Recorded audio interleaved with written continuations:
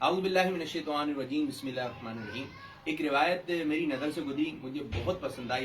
آئی ماہنامہ فیضان مدینہ میں، اور روحیں گھر پر آتی ہیں، سمجھ لیں ٹاپک یہ ہے، روحیں گھر پر آتی ہیں، روحیں گھر کے باہر کھڑی رہتی ہیں۔ روایت سنیں اور اس روایت کو آپ نے آگے کی جانب شیئر کرنا ہے، کیونکہ جیسے ہی یہ جمعۃ المبارک آ جائے گا، کیونکہ میں جمعے سے پہلے جو ہے یہ ریکارڈ کر رہا ہوں، تو جیسی جمعۃ المبارک آئے گا،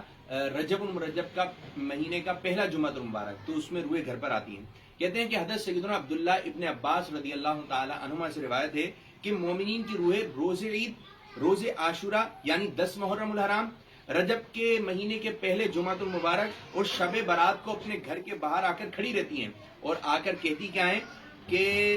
آج کی رات ہمارے سال ثواب کی نیت سے ہم پر صدقہ کر کے مہربانی کرو، اگرچہ ایک روٹی ہی صحیح، کیونکہ ہم اس کے محتاج ہیں۔ اگر